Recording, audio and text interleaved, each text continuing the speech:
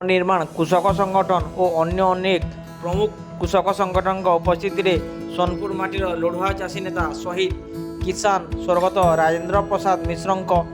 द्वादशाह उपलक्षे गाँ बासभवन एक स्मृतिचारण और श्रद्धांजलि सभा अनुष्ठित हो सारा ओडिशार चाषी परिवार को मार्गदर्शन और नेतृत्व देउथुवा श्री मिश्र परिवार सहित समस्त चाषी और चाषी संगठन सबले ठिया होइचंती बोली समस्ते एकाधारे मत प्रकाश करछंती ओ शोक संतप परिवार वर्ग को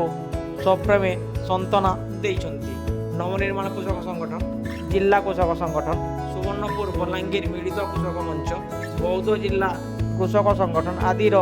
नेतृवृंद समेत विभिन्न ब्लॉकरू अनेक चाषी ग्रामवासी और परिवार वर्ग यही सभा शहीद राजेन्द्र मिश्र सह विभिन्न अवहेला स्मृति और बीतेइथिबा संग्रामी जीवन को मन पकाइथिले। प्रथमे चाषी नेता प्रदीप पुरोहित और डॉक्टर गुणमणि विश्व शांति प्रार्थना, सर्वधर्म प्रार्थना, गीता पाठ करथिले। नवनिर्माण कृषक संगठन सुवर्णपुर जिला संयोजक प्रद्युम्न पाढ़ी सभा संचालन करथिले। संगठन लड़ी आसुथिबा प्राइस पेस्टिस पेंशन लड़ाई रे चाषी सम्मान रूपक सांस्कृतिक विप्लव को श्री मिश्र ही प्रथमे रूप देइथिले बोली कहिथिले नवनिर्माण कृषक संगठन राष्ट्रीय संयोजक अक्षय कुमार।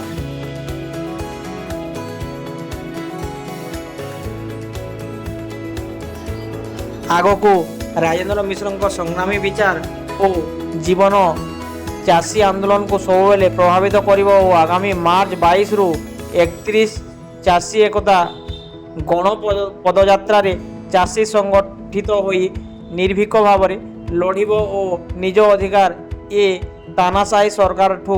छड़े नेब बोली कहिसंती राज्य संयोजक शेषदेव नंद। बलांगीर मिलित कृषक मंचरू ज्योति प्रधान, चगला परिचा, विभुदत्त मिश्र,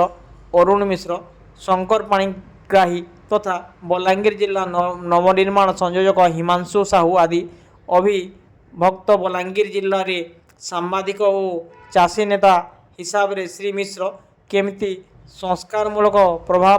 पकईथिले से नहीं भावपूर्ण स्मृतिचारण करथिले।